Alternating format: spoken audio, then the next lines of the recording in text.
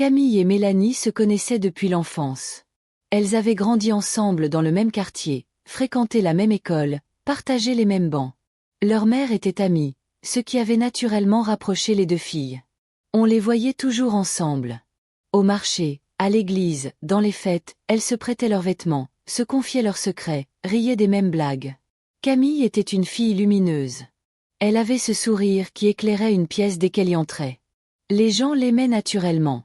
Elle était gentille, serviable, toujours prête à aider. Sa beauté était douce, sans artifice. Elle ne cherchait pas à attirer l'attention, mais elle la captait quand même. Mélanie, elle, était différente, plus discrète, plus calculatrice aussi. Elle observait beaucoup, elle parlait moins que Camille, mais ses yeux ne perdaient rien de ce qui se passait autour d'elle. Au fond, Mélanie enviait son amie. Cette lumière que Camille possédait naturellement, Mélanie devait se battre pour l'obtenir, et ça l'arrangeait. Tout a vraiment commencé à se gâter à cause d'un garçon. Son nom était Daniel, un jeune homme charmant qui venait d'arriver dans leur quartier. Mélanie l'avait remarqué en premier. Elle avait commencé à le saluer, à lui sourire, à chercher des occasions de lui parler.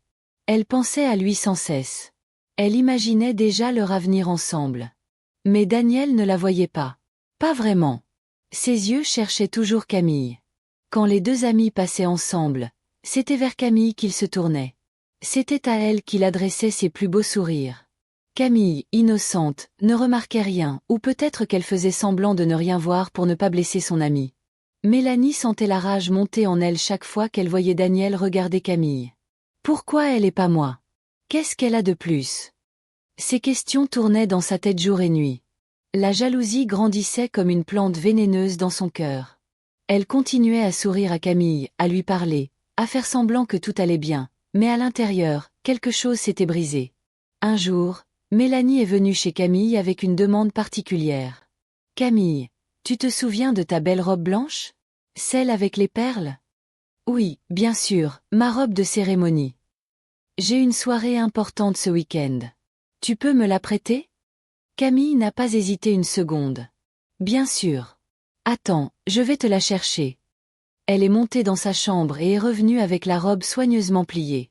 C'était une robe magnifique, blanche comme du lait frais, ornée de perles délicates qui brillaient à la lumière. Camille l'avait portée lors du mariage de sa cousine. Elle y tenait beaucoup. « Faites attention, c'est ma préférée, » a dit Camille en souriant. « Je sais, je vais en prendre soin, promis. » Mélanie a pris la robe et l'a serrée contre elle. Dans ses yeux brillait quelque chose que Camille n'a pas su identifier. Si elle avait su ce qui allait suivre, jamais elle n'aurait donné cette robe. Le soir même, Mélanie n'est pas allée à une soirée.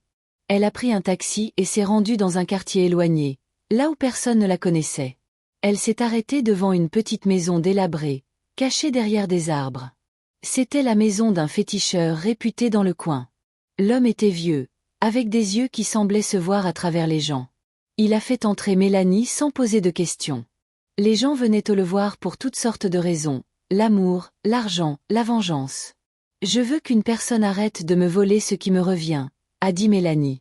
Le féticheur a hoché la tête lentement. « Pour que ça marche, il me faut quelque chose qui lui appartient. Quelque chose qu'elle a porté, qui a touché sa peau, qui a absorbé son énergie. » Mélanie a sorti la robe de son sac. « J'ai ça. » Le vieil homme a souri. Ses dents étaient jaunes et espacées. « Parfait. Laisse-moi cette robe. Reviens la chercher dans 2 jours. » Mélanie est repartie, le cœur battant. Elle savait que ce qu'elle faisait était mal, mais la jalousie était plus forte que sa conscience.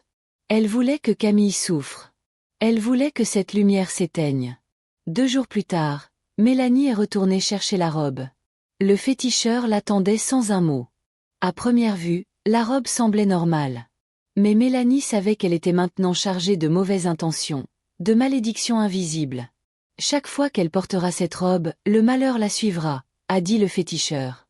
Et même quand elle ne la portera pas, l'effet continuera. Le rituel est fait. Mélanie a payé l'homme et est partie. En chemin, elle a appelé Camille. « Coucou, la soirée s'est super bien passée. Je te ramène ta robe demain. »« Super, j'espère qu'elle t'a apporté de la chance, » a répondu Camille avec sa gentillesse habituelle. Si seulement elle savait. Le lendemain, Mélanie a rendu la robe à Camille. Elle était parfaitement propre, bien pliée. Rien ne laissait deviner qu'elle avait servi à un rituel maléfique. Merci encore, Camille. Tu es une vraie amie. De rien, c'est normal. Quelques jours plus tard, Camille devait assister à un dîner familial important. C'était l'anniversaire de sa mère. Toute la famille serait là, y compris des oncles et tantes qu'elle n'avait pas vus depuis longtemps. Elle voulait être belle, élégante. Elle a décidé de porter sa robe blanche. Elle l'a enfilée, s'est regardée dans le miroir et a souri. La robe lui allait parfaitement. Elle ne ressentait rien d'anormal. Aucun signe que quelque chose n'allait pas. Elle est arrivée chez sa mère. La maison était déjà remplie de rires et de conversations. Sa mère l'a accueillie avec un grand sourire. « Tu es magnifique, ma chérie. »« Merci, maman. Joyeux anniversaire. » Le dîner a commencé dans la joie. Les plats circulaient, les verres se remplissaient, les histoires s'échangeaient. Camille se sentait bien, tout semblait parfait. Et puis, ça a commencé. Camille a voulu se servir du vin. En levant la bouteille, sa main a glissé. Le vin rouge s'est renversé sur le canapé beige de sa mère. Une grande tache sombre s'est étalée sur le tissu. « Oh non! Je suis désolée, maman. Je n'ai rien, ma chérie. Ça arrive. » Mais Camille voyait bien que sa mère était contrariée. Ce canapé était neuf. Quelques minutes plus tard, en se levant pour aller à la cuisine, Camille a heurté une petite table. Le vase ancien qui y était posé est tombé et s'est brisé en 1000 morceaux. C'était un vase que sa grand-mère avait offert à sa mère. Un objet précieux, irremplaçable. « Je ne comprends pas ce qui m'arrive », a murmuré Camille, les larmes aux yeux. Sa mère a essayé de la rassurer, mais elle aussi commençait à trouver la situation étrange. Le dîner s'est terminé dans un malaise. Camille est rentrée chez elle, le cœur lourd. En chemin, elle a fouillé dans son sac pour prendre son portefeuille. Il n'était pas là. Elle a vérifié toutes les poches, retourné le sac, rien. Elle l'avait perdu quelque part dans la rue. Les jours suivants ont été pires encore. Au travail, Camille a découvert des erreurs dans un dossier qu'elle avait préparé. Des erreurs graves qui auraient pu coûter cher à l'entreprise. Son patron l'a convoquée dans son bureau. Elle n'avait jamais été aussi humiliée de sa vie. « Ce n'est pas votre genre, Camille. Que se passe-t-il ? » « Je ne sais pas, monsieur, je suis désolée. » Elle ne comprenait pas. Elle avait vérifié ce dossier 3 fois. Comment avait-elle pu laisser passer ces erreurs? Les accidents continuaient. Elle trébuchait sans raison. Elle cassait des objets. Elle oubliait des rendez-vous importants. Sa vie, habituellement si bien organisée, partait en morceaux. Un soir, épuisée et au bord des larmes, Camille a demandé à sa mère de venir la voir. « Maman, je ne sais plus quoi faire. J'ai l'impression que tout va mal, comme si j'étais maudite. » Sa mère l'a prise dans ses bras. « Raconte-moi tout depuis le début. » Camille a tout raconté, le dîner, le vase, le travail, les accidents répétés. Sa mère l'écoutait attentivement, le visage de plus en plus sérieux. « Quand est-ce que tout a commencé exactement ? » Le soir du dîner. Quand j'ai porté ma robe blanche. « Ta robe ? Celle que tu as prêtée à Mélanie ? » « Oui. Pourquoi ? » Le visage de sa mère s'est durci. « Camille, cette robe a été utilisée contre toi, j'en suis certaine. »« Quoi ? Mais comment ? Mélanie ne ferait jamais ça. »« Ma fille, la jalousie peut transformer les gens. Je t'ai vu grandir avec Mélanie. J'ai aussi vu comment elle te regardait. Parfois, il y avait quelque chose dans ses yeux, quelque chose de sombre. » Camille ne voulait pas y croire. Mélanie était son amie. Son amie d'enfance. Comment pouvait-elle lui faire du mal ? « Qu'est-ce qu'on fait, maman ? » ?»« On va combattre ce mal. Va chercher cette robe immédiatement. » Camille est montée dans sa chambre et a pris la robe. En la tenant dans ses mains, elle a senti un frisson la parcourir. Comment avait-elle pu ne rien remarquer avant ? Sa mère a pris la robe et l'a emmenée dehors, dans la cour. Elle l'a posée sur une pierre. Cette robe ne rentrera plus dans cette maison. On va prier dessus jusqu'à ce que le mal parte. Pendant 3 jours et 3 nuits, Camille et sa mère ont prié. Elles ont imploré Dieu de les protéger, de briser la malédiction, de renvoyer le mal à celui qui l'avait envoyé. Elles ont jeûné, récité des psaumes, versé de l'eau bénite sur la robe. La robe était restée dehors, exposée au soleil et à la rosée. Personne ne devait la toucher. Le troisième jour, quelque chose d'étrange s'est produit. Camille est sortie tôt le matin pour vérifier la robe. Ce qu'elle a vu l'a glacée. Des dizaines de souris entouraient la robe. Elles rongeaient de toutes parts, dévorant le tissu blanc, les perles, tout. C'était comme si elles étaient attirées par quelque chose d'invisible. « Maman, viens voir !» Sa mère est sortie en courant. En voyant la scène, elle a souri. C'est bon signe. Le mal sort. Les souris l'emportent avec elle. Les souris ont continué leur travail toute la journée. Quand le soir est tombé, il ne restait plus rien de la robe, que quelques fils éparpillés et des miettes de tissu. C'est fini, a dit la mère de Camille. Le danger est passé. Cette nuit-là, Camille a dormi paisiblement pour la première fois depuis des semaines. Chers amis, si cette histoire te touche et que tu veux connaître la suite, abonne-toi dès maintenant. Tu ne veux pas rater ce qui va se passer ensuite. Le lendemain matin, dans un autre quartier de la ville, Mélanie se réveillait dans le chaos. Des cris, des bruits de course, quelque chose n'allait pas. Elle a ouvert les yeux et a poussé un hurlement. Sa chambre était envahie de souris, des dizaines, des centaines peut-être. Elle courait partout, grimpait sur les murs, sautait sur son lit. Mélanie s'est levée d'un bond et a couru vers le salon. Là aussi, les souris étaient partout, et elle faisait quelque chose d'incompréhensible. Elle s'attaquait à ses vêtements. Dans son armoire, toutes ses robes étaient déchiquetées. Ses pantalons, ses chemises, ses jupes. Tout était en lambeaux. Les souris rongeaient le tissu avec une frénésie incroyable, comme si elles avaient été programmées pour cette seule tâche. Non, non, arrêtez. Mais rien n'y faisait. Les souris continuaient. En quelques heures, toute la garde-robe de Mélanie avait été réduite en miettes. Pas un seul vêtement n'avait été épargné. Quand les souris ont finalement quitté la maison, aussi mystérieusement qu'elles étaient arrivées, Mélanie s'est effondrée sur le sol. Elle pleurait, tremblait, ne comprenait pas. Et puis, tout d'un coup, elle a compris. Le rituel, la robe. Camille. Le mal qu'elle avait voulu infliger à son amie lui revenait en plein visage. Le féticheur ne lui avait pas dit que ça pouvait se retourner contre elle, ou peut-être qu'il le savait, mais ne lui avait pas dit. Mélanie a passé la journée à errer dans sa maison dévastée. Elle n'avait plus rien à se mettre, plus rien. Tous ses beaux vêtements, ceux qu'elle avait achetés pour plaire à Daniel, pour être aussi belle que Camille. Tout était parti. Elle a pensé à appeler Camille, puis s'est ravisée. Comment expliquer ce qui s'était passé? Comment avouer ce qu'elle avait fait? Mais au fond d'elle, Mélanie savait qu'elle devait aller voir Camille. Elle devait avouer, demander pardon. Peut-être que si elle s'excusait sincèrement, les choses s'arrangeraient. Le lendemain, elle a enfilé un vieux jogging trouvé au fond d'un tiroir miraculeusement épargné par les souris. Elle a pris un taxi et s'est rendue chez Camille. En arrivant devant la maison, elle a vu Camille et sa mère assises sur la terrasse. Elle buvait du thé, l'air serein. Camille semblait apaisée, comme si un poids énorme avait été enlevé de ses épaules. Mélanie s'est approchée lentement. Ses jambes tremblaient. « Camille, je peux te parler ?» Camille a levé les yeux. En voyant Mélanie, son visage s'est figé. « Qu'est-ce que tu veux ? » Il faut que je te dise quelque chose. Quelque chose de grave. » La mère de Camille s'est levée. Ses yeux étaient durs comme de la pierre. « On sait déjà, Mélanie. On sait ce que tu as fait. » Mélanie a pâli. « Comment ? Comment vous savez ? Tu crois vraiment que le mal peut rester caché éternellement ? Ma fille a failli être détruite à cause de toi, à cause de ta jalousie maladive. Je suis désolée, vraiment. Je ne savais pas que ça irait aussi loin. Je voulais juste. Tu voulais juste quoi ? Détruire ton ami, lui voler sa vie parce que tu étais jalouse ? Les larmes coulaient sur les joues de Mélanie. Pardonne-moi, Camille, s'il te plaît. Je suis tellement désolée. Camille a secoué la tête. Ses yeux étaient tristes, mais déterminés.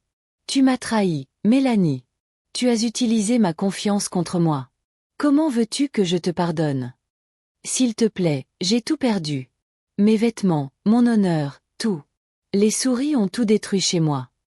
La mère de Camille a souri froidement. Tu récoltes ce que tu as semé, Mélanie. Le mal que tu as voulu faire à ma fille t'est revenu. C'est la justice divine. Je vous en supplie, donnez-moi une chance de me racheter. Non, a dit la mère de Camille d'une voix ferme. Tu ne t'approcheras plus jamais de ma fille. Tu entends ? Plus jamais. Va-t'en maintenant et ne reviens pas.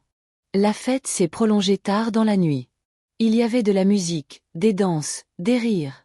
Camille était heureuse, vraiment heureuse. En fin de soirée, sa mère l'a prise à part. Tu vois, ma fille? Le mal ne gagne jamais vraiment. Il peut sembler triompher pendant un moment, mais la justice finit toujours par s'imposer. Tu crois que Mélanie va bien, maman? Quelque part? Je ne sais pas, ma chérie, mais ce n'est plus ton problème. Elle a fait son choix. Maintenant, concentre-toi sur ta propre vie, sur ton bonheur. Camille a hoché la tête. Sa mère avait raison. Il était temps de tourner la page.